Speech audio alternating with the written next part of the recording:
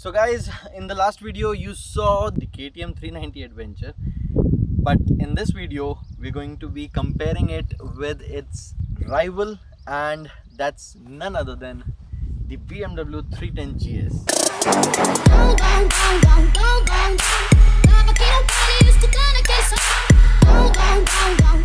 So in the last video you saw how the 390 works, and we had to bring something which is in rival with the KTM, and we bought this motorcycle. This is the GS 310. Now, to compensate on the windscreen and stuff like that, we have something which is already installed on it. This is a friend's motorcycle. Thanks to Aditya Vijayraghvan for giving this to us, and you'll see in the video how this bike rides against that. There are like a lot of differences. You've seen the power figures, they are all over the internet, so you can Google them. But the main point is how these bikes are different and same altogether. Both are adventure motorcycles, both have long travel suspension, but this one has more power in it. However, I felt this is nonetheless. In the last video you saw how the 390 is, what are the number of equipments on the motorcycle. On GS, this is quite a simpler model. Suspension on this bike is seriously amazing. Although this is a simpler version, this is more expensive. This is almost 3.5 lakh ex showroom, and comparing it with the KTM, that is like 3 lakh ex showroom. That's not the point. The major point is how both the motorcycles handle. Even the engine on this thing is like robust. This doesn't have all the equipment. Both of the levers are non-adjustable. But on both the motorcycles, you can see that you can remove the rubber unit on it. As you can see, the BMW looks really big if you compare it with the KTM. This is still old school. Indicators are not the LED unit. Also, the headlight up front, like there's no LED on it. Parking unit is by Brembo. The seat height is again a factor, because you do not feel the BMW too high, because it settles down once you sit on it. I still feel that this is way more comfortable in terms of seating. Also gives you lumbar support here. Also, both the motorcycles are cost effective, because most of the parts are made in India. The BMW is being manufactured by TVS. On the other hand, KTM is being manufactured by Bajaj, so you do not have the problem regarding the spare parts. Although BMW have very less number of dealerships across India, but again, this is a problem-free bike. If you talk about the alternative problem that occurred a few months back, that has been resolved by BMW. Both the motorcycles are equipped with 19-inch front wheel. Both are alloy wheels, and I seriously wish both of them could have the spoke wheel. Talking about the windscreen, this is still a bigger windscreen. If you talk about this, on the stock motorcycle you have a smaller windscreen, so there's a lot of difference in terms of aerodynamics. On the highway, I think this is comfortable.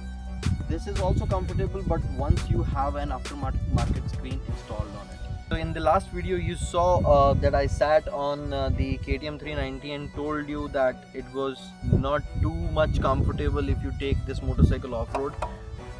But if we talk about this angle, if you can see, it is way better than the KTM, and then you have a lot of space here, and you can tuck in your knees, and that makes a lot of grip. On the other hand, on the KTM, your feet is a bit backward, which is not adventure friendly. That's what I think. Rest, it is totally up to you guys how you like to ride. However, if you talk about the comfort level while riding, that you will see in the video later on. But as if for now, both of them are great machines, and I think it is totally up to you on your personal preferences how you choose. The rest you'll see in the video.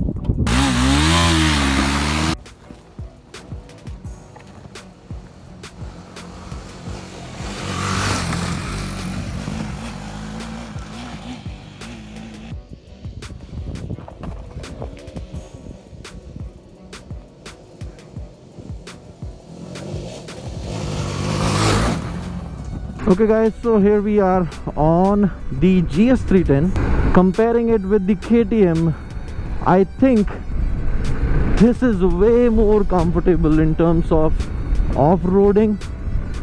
Will surely go on the road as well. Instantly, as soon as you hop on the bike, you'll see that there's a lot more comfort on this bike. If you're on the lower speed and you tend to, you know, throttle it out, it might get a little dicey, but the faster you go, more comfortable it gets. I actually thought that KTM would be much better, but this is a total surprise, because as you can see, my knees are properly on the tank and it's really comfortable. But it was not the same on the KTM though. Even on the bad roads, you don't have to be scared, and it doesn't feel scary at all actually. If you spend some time with your motorcycle, you'll definitely know how to control it. On the other hand, if you have stiff suspension like KTM, it would be really hard, but not on the GS. Like easily manageable.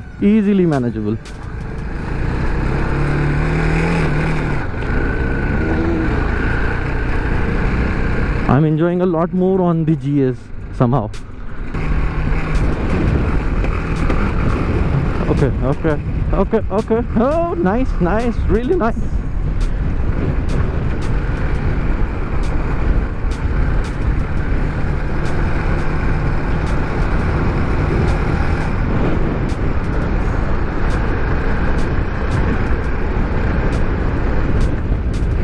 Looking at bigger bumps.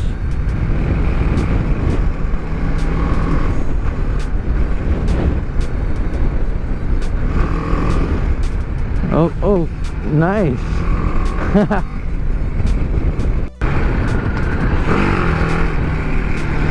See, the KTM is scary, but on the other hand, on the BMW, you don't have to be worried, because the rear suspension is also taking care of your movements.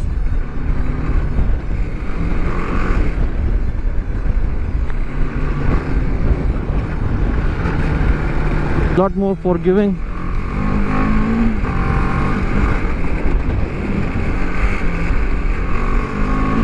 And especially there is no traction control, and you can turn off the ABS on this.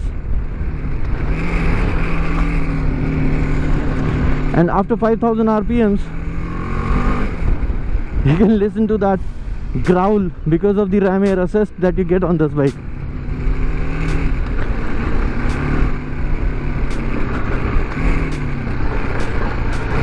Be very much careful while riding on these trails, basically.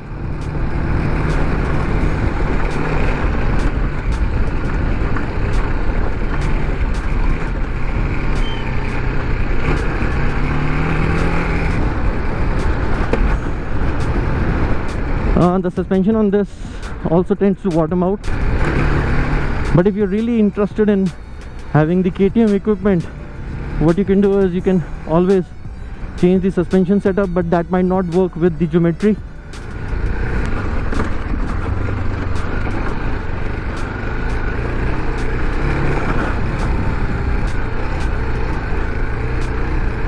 I should wait for the KTM now.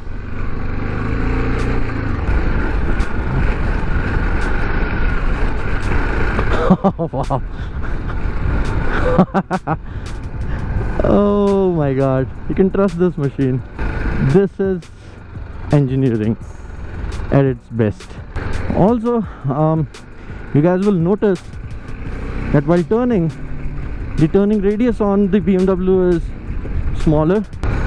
The rider on the KTM is still struggling a bit because of the suspension. I know he's not comfortable. There should be a machine, just like, see, I'm doing one hand riding right now. So this is the thing, that your machine needs to be so much reliable that you don't have to worry about the machine and actually enjoy the view. That is what adventure riding is all about, and I think BMW have actually nailed it.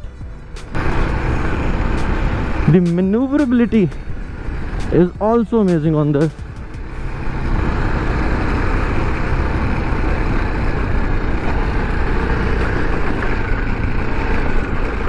Yeah.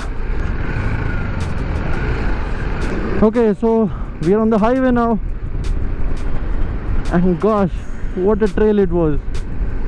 And even on the highways, I think BMW is nailing it. It's so much easy to ride. I'm not feeling any sort of bump here. My back is fine, unlike the KTM. I think giving all the goodies is not everything. You have to make a good motorcycle. I know that is quick and everything, but I'm not going to the racing. I want a reliable machine which can go everywhere.